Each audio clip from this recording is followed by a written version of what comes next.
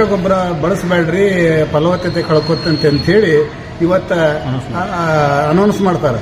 ಆದ್ರೆ ನಾವು ಇವತ್ತು ಸರ್ಕಾರಕ್ಕಾಗಲಿ ಇವತ್ತು ಸಂಬಂಧಪಟ್ಟಂತ ಕಲ್ಗಡಿ ತಾಲೂಕು ಇಡಿಗಾಗಲಿ ದಾವಣಗೆರೆ ಜಿಡಿಗಾಗಲಿ ಇವತ್ತು ನಮ್ಗೆ ಭತ್ತಕ್ಕೆ ಇದು ಗೋವಿನ ಜೋಳಕ್ಕೆ ಮಳೆ ಜಾಸ್ತಿ ಆಗಿಬಿಟ್ಟೈತಿ. ಜಾಸ್ತಿ ಆಗಿ ಅವೇನು ಜವಳು ಹಿಡಿದ್ಬಿಟ್ಟವು. ಅವು ಜವಳು ಹಿಡಿದು ನಾಳೆ ತೆನಿನೇ ಹಾಕೋದಿಲ್ಲ. ಅವಾಗ ನಮಗೆ ಏನೈತಿ ಯೂರಿಯಾ ಗೊಬ್ಬರ ಹಾಕಲೇಬೇಕು. ಅದಕ್ಕೆ ನಮ್ಮ ತಾಲೂಕಿನಾಗ ಯೂರಿಯಾ ಗೊಬ್ಬರ ಇಲ್ಲದ ಈಗ 15 ದಿನ ಆಯ್ತು. ಯೂರಿಯಾ ಗೊಬ್ಬರ ಎಲ್ಲಿ ನೋಡಿದ್ರು ಒಂದು ಯೂರಿಯಾ ಗೊಬ್ಬರ ಇಲ್ಲ.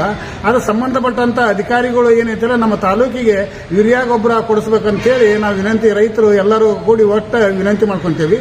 ಮತ್ತೆ ಇದನ್ನ ಹಾಕಲಿಲ್ಲ ಅಂದ್ರೆ ನಮ್ಮ ಇದ್ದಂತ ಪೈರುಗಳು ನಾಶ ಆಕ್ಕಾವಂತೇಳಿ ನಾನು ಅಧಿಕಾರಿಗಳಿಗೆ ಹೇಳ ಬಯಸುತ್ತೇನೆ. ಇವತ್ತು ಏನಾಗೈತಿ ಅಂದ್ರೆ ರೈತರು ಎಲ್ಲ ತಾಲೂಕುಗಳು ಅಡ್ಡಾಡಿ ಗೊಬ್ಬರನ ಕೇಳುವಂಥ ಪರಿಸ್ಥಿತಿ ಬಂದೈತಿ. ಇತ್ತ ಮುಂಡಗೋಡ, ಇತ್ತಾಗ ಶಿರ್ಸಿ, ಹಳ್ಯಾಳ, ಹಿಂಗೆ ಕುಂದಗೋಳ ತಾಲೂಕು ಹಿಂಗೆಲ್ಲ ಹೋಗಿ ನಮ್ಮ ಕಲಟಿ ತಾಲೂಕು ಗೊಬ್ಬರ ಕೇಳುವಂಥ ಪರಿಸ್ಥಿತಿ ರೈತರಿಗೆ ಬಂದೈತಿ.